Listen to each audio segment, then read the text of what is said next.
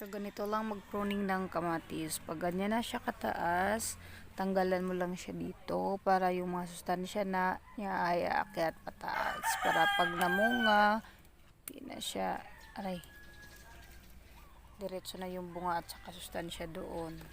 Saka ito ding isa, pruningan din po. Ito yung mga ginagawa ng mga eksperto. Pero pag nagpo-pruning kayo, dapat ay nasa magandang panahon, umaga, para mabilis matuyo. Tsaka pag nag-pruning kayo, lagyan nyo ng pampataba ang inyong mga kamatis. Gaya po nito, tinatanggalan po natin yan dito para yung sustansya na paakyat dito pataas. So, kailangan mag-pruning ng kamatis para mabilis mamunga.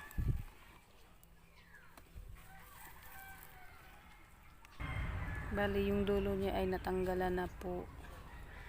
Ayan. So, dapat pinuputulan to dito para hindi siya tumaas. Siguro mga 2 weeks ay mamumulaklak na po siya ito. Tanggalan po natin siya.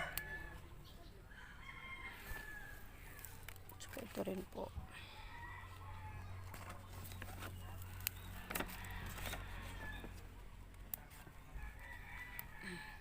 Dahil maganda ang panahon, kaya nag-pruning ako. Yan.